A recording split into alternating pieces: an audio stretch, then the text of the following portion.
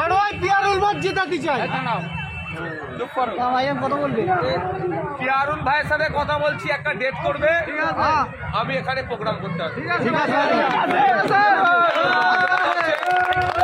21শে জানুয়ারি কলকাতায় শহীদ মিনার ময়দানে আমাদের অধিকার নিয়ে মহাসমাবেশ হবে। আপনারা সবাই আসবেন 21শে জানুয়ারি।